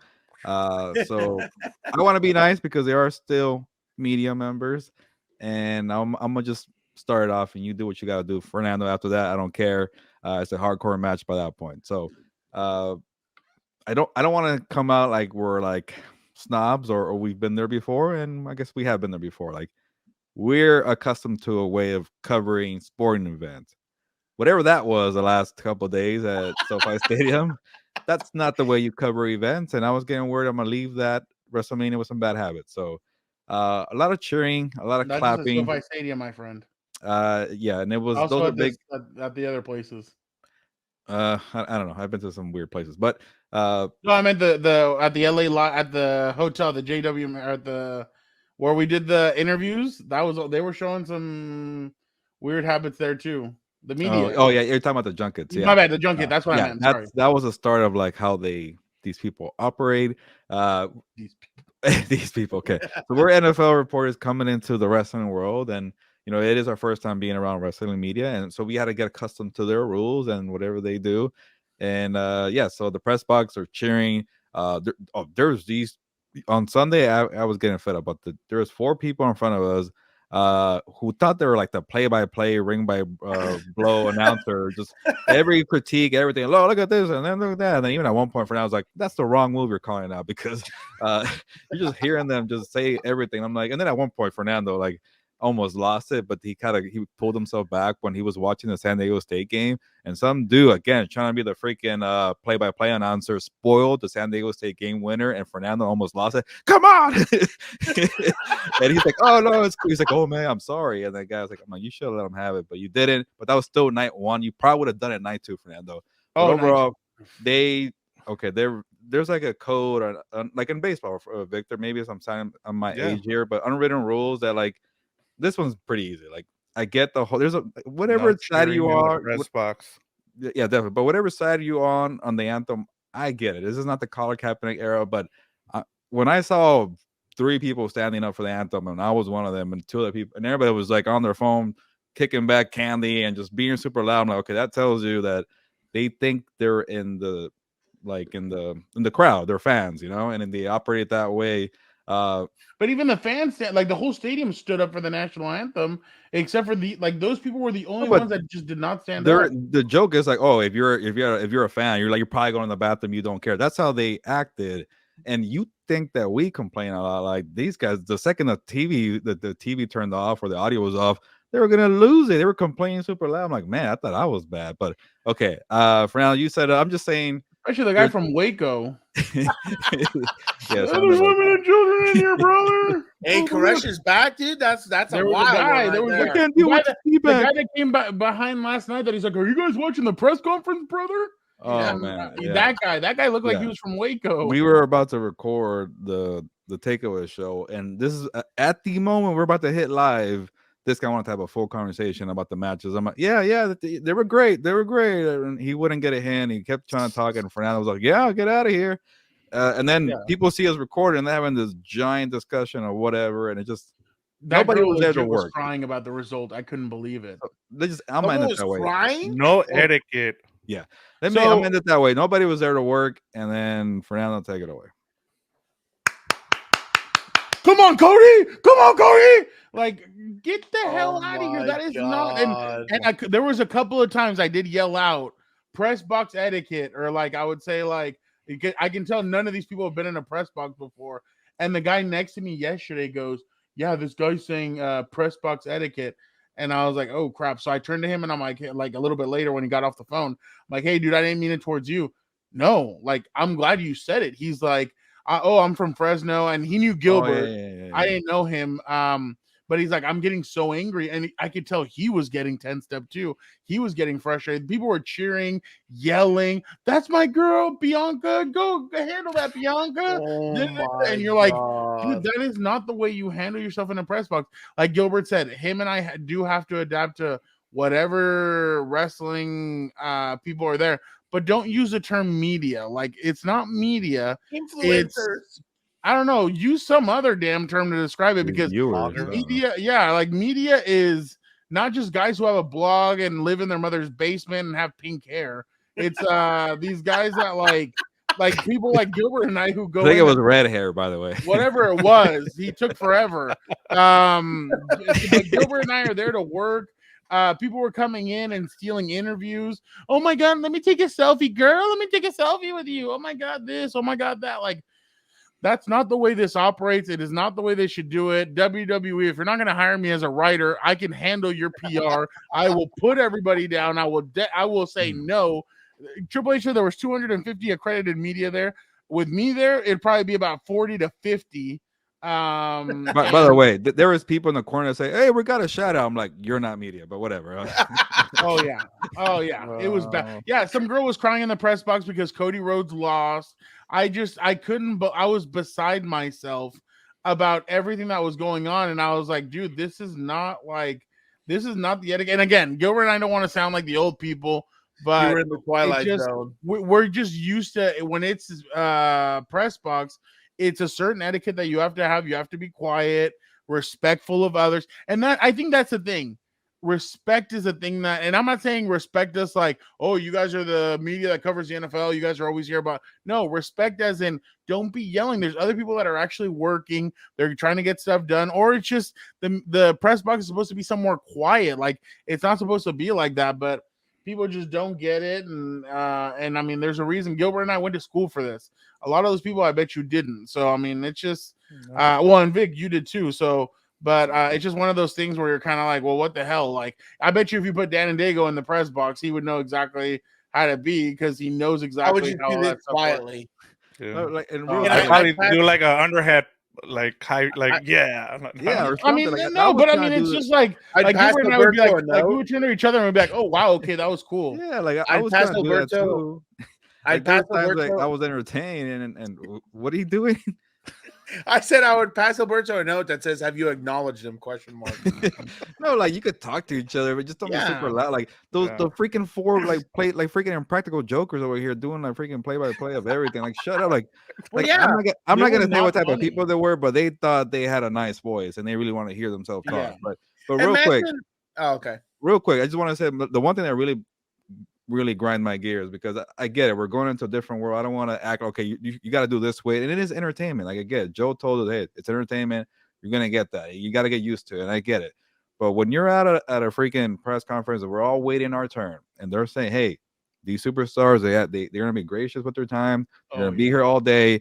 Come on, just do 4 or 5 minutes. That's it. People were taking like 10 minutes, having conversations about. Yeah, this is a new wallpaper I have in my basement of you, like telling these dumb things that we don't need to talk about. And I had one, there was 2 incidents, and I was like maybe 3. You know, I haven't made it, but one, I thought I was really controlling my emotions. But James and Nick told me that I was pretty mad. But some dude came up behind me. He's like, "Hey, like the Miz is next. Like the Miz is coming right next. He's gonna come to us for an interview." He's like, "Hey, it's kind of crowded here. Can I get right here?" I'm like, "Where are you pointing, sir? You want to get right in front of me, right before the Miz comes over, and just take her spot? You think I'm a fool?" Like, I didn't say all that, but that's what I was saying in my head. This guy thinks I'm a moron. I'm like, "Yeah, come ahead and take my spot, because we've been waiting for the Miz." And I told him, "Nah, man, like you got to get out of here." And I guess I said it pretty mad. Then we had some other dude like put up his tripod right next to mine, like really like I was gonna give him an elbow, like get out of my way. And he was trying to take her content. It was weird. He wouldn't say a word. He was just hovering around like, like they won't see that or whatever. Like I'm gonna move his tripod a little further, but and then like poor Bianca, man, she's trying to say yes to everybody and super nice and sweet, really gracious for her time. And like 4 or 5 dudes like trying to take a picture, like, hey, like I saw you on WrestleMania 45 and I was cleaning dishes for my mom or whatever the hell. Like nobody cares about your stories. Like she gotta go. But people don't care. I don't know. I'm sorry. I will never forget the we saw that at Radio Row. I We will saw that never on forget the Radio Row faces where of the people had idiots them. that did it, and I know I know all the idiots who to look for next time because I know I want to get in front of them before, so I can take 15 to 20 minutes with those. I could never do that. I literally the most I did was what 5'10". Like, and even there, I thought I had Dude, gone a little and we bit were past. sharing like with people who were cool with, like we're all Yeah. there trying to do our job, and if we recognize you, like, hey, like let's share the same backdrop and let's make it happen and be efficient. And then some dude like was really nice to us. We got there, we didn't know how things worked. I'm like, hey, like it's our first time. You mind if we share? And we're like, hey, you want to use a tripod? We were trying to help out, like give and take in there. But the next day, some freaking dude was trying to like get, Cluster. I don't know, hang on my back or something. It was weird. Yeah, no, I completely agree. All right, now it's time to go to Unamos. I'm going to start off with Dan and Dago. All right, here we go. Let me tell you what I did for Pop Culture Week. Oh, I just remembered. I was stalling. Now I remember. So it was insane because Gilberto kind of took mine, but that's all right. I'll chime in when he talks about it. You can take it. You know, I have a different show. No, it's fine. I already saw a new one. So, like Vic was talking about subscription and everything, I think Netflix is so worth it only because I can't find any crime docs as good as what Netflix offers, all their documentaries. I recently saw the MH 370 one. Now that one was freaking insane, dude. Where they the Malaysian flight 370 just completely disappears off the map. Yeah. Just quick backstory. There's 3 different theories that goes with it, and obviously, because Netflix does such a good job, you don't even know which one would be the most realistic one because all 3 of them have valid points where you're like, okay, that kind of makes sense. But then, like the next theory, you're like, that kind of makes sense too. So I thought that doc was really interesting. I would honestly give it a good fresh avocado, make some guac, and then make sure you have it for Gilberto at the next party because he loves that stuff. So absolutely phenomenal documentary. I love Netflix's crime docs. I literally I refuse to watch half of the new crap that comes out. I'm literally just watching old crime docs on Netflix. And I restarted The Sons of Sam. I don't know if anyone's seen that one. Also very interesting. Also crime docs on Netflix. Shout out to you. Yeah, you know what? I'll go next because it is a crime doc too. But people are giving up on Netflix. I want to say, Victor, you are one of those people. But me, I am a fan of crime docs, and I do enjoy it. Go ahead. I was just gonna say, I'm glad they're finally doing the whole like weekly thing because instead of just dropping everything at once, I think they're starting to figure out that that's the way to go. But go ahead. Oh no, sorry. I hate that. And that's Give it all me to too. me. Give it all to me. When I binged the first part of Love Is Blind, I was like, "What the hell? I gotta wait again." But that's why we're doing 3 episodes. They're breaking them out, and maybe it's good for like podcasts. You talk about it. So, Vic, you're right in terms of being a good marketer and selling. That's what you have to do. I get it. But I don't get. It's like the zone. Like you say, you're all about like killing pay-per-view, and then you shift. Whatever. Don't get me on a side tangent there. But speaking about the Malaysian flight that disappeared, I saw this is kind of way back, Dan, but there was a guy from Oregon who hijacked the plane. They never caught the dude. Like, I know what you're talking about.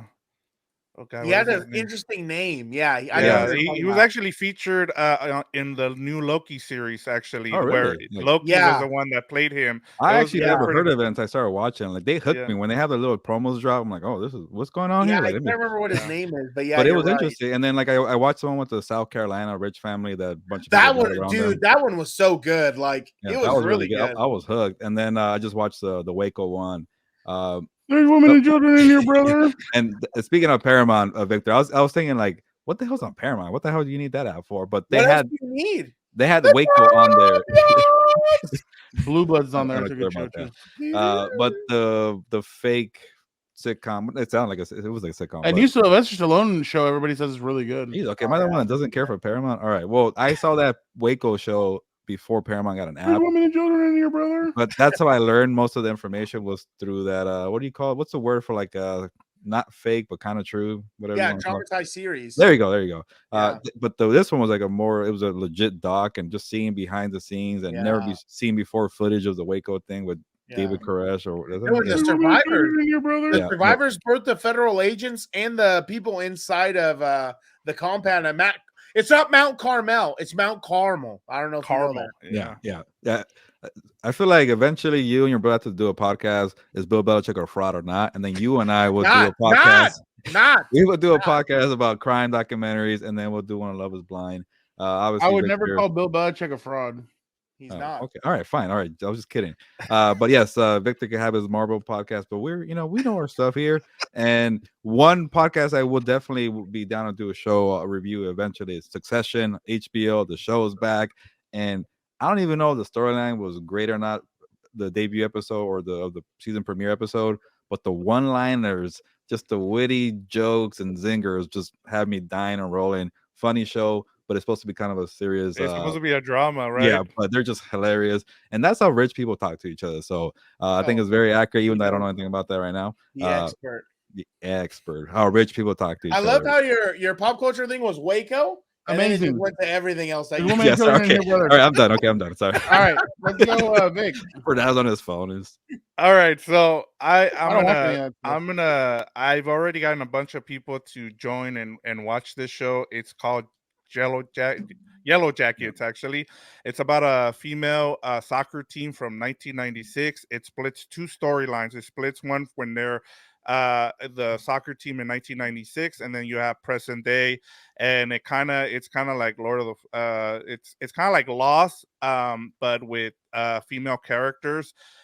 Every week, like, it starts kind of slow, and the first season kind of started off slow, and then you're trying to figure out, like, there's a crash. They're on their way to nationals, and then their plane crash, and then you gotta kind of figure out who's gonna survive and how they're gonna survive. And then, of course, you're going back and forth between 1996 and then present day. So now we're in season 2 right now, because I don't want to spoil it for some of the people who are might want to watch season 1 and then catch up. But it's so far, I've only seen the first episode. I wasn't able to watch the second episode, even though some people started spoiling it for me this weekend. But it's a great show. Like, one of the cool things that they did was they brought in cast members from the 90s to now that were really popular in the 90s to play present day. So you have like actresses like Christina Ricci, that people who were, and now you were even getting Frodo from Lord of the Rings. He's being added to the cast. So that it's a great storyline. I think someone like Dan and Dago would appreciate it, because, like, we're trying to figure out who the hell is alive, who's gonna eat who. Like, it's like you're on the edge every week. So it's a great show to talk, like, as you were talking about, Gilbert, about doing a podcast, because you're trying to break down every Easter egg in this show, because you're like, okay, what happened here, what happened there, and you're going back and forth between 1996 and then present day. So for me, Yellow Jackets, if you haven't had a chance, I know you have to go and find it. It's on Showtime or Paramount Plus, but it's a great show. Mysteries are a lost art, honestly. Like, season 4 of You, it's almost like I already had a map before I even watched the damn thing. I knew what was going to happen. Absolutely ridiculous. Then I have stooges, scumbags like Little Daniel spoiling the whole damn thing for me. Even worse. Mind you, at the time I had no idea what the hell he was talking about. But yeah, season 4, it at least saved itself. That was the only good part. Fernando. He's very. I know. He's looking for a video. Yeah, there we go. I knew it. To assure you, we ain't going nowhere.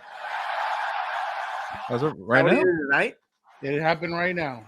The same WWE that you love, the same WWE that put 161,000 people to the rafters in SoFi Stadium is going nowhere. The same WWE. Are you going somewhere? You love the superstars, the action, the drama. Big John all of Cena it. somewhere. We are Bill going Belichick out the pasture. nowhere. He's done. Time We to play will the be game. here. Week Just put out the in water right now. and That'd be week awesome. out. Event. Nick Khan, That makes me nervous. Triple H, and I would do such a beautiful work. I don't know. I don't like him coming out to reassure the fans. That tells me You that's have a bunch of manure. No, you have to. Oh, you have to. You They're have gonna to. try and turn it into some. All right, I'm done with him. Thank you guys so much for joining another episode of Compas on the Beat. 3 casual watchers Wow. and the guy that watches every pay-per-view, day in bro. and day Every out. 5 pay-per-views. We appreciate you guys. Don't forget to check out compasonthebeat.com. Don't forget to check out everything else on Compas on the Beat. Compas, we got everything on Combat Compas from this weekend. Interviews with MVP, The Miz, Dakota Kai, Io Sky. We got so many great interviews from over the weekend. Don't forget to also check out what did the Tribal Chief have to say after he won, after he beat Cody Rhodes. We got that all on Combat Compas. Don't forget to check out What's Up Bolts, House of Horns. We will be ramping that up as the draft. The draft is coming up pretty soon. So we'll do some basic needs, each of us, of what each team needs. Compas FC, obviously, a big week this week for Real Madrid, Barcelona, who's going to advance. Manchester United has not been hitting on all cylinders. I'm That's sure right. the guys will get into a discussion about why and who's at fault. And we appreciate you guys so much. Again, congratulations to Abelardo Garcia, 900 subscribers. Don't forget, when we get to the 1,000, a hat, a sticker, and a hoodie, before May 31st. But we appreciate you guys so much. Have a great rest of your week. But for the time being, Gilbert, sabes que vámonos. Fernando, I'm no casual, but I guess I am. That's why I didn't ask anybody any questions. You were doing everything on the microphone. Good job by you. Ya nos vamos, pues. Vámonos.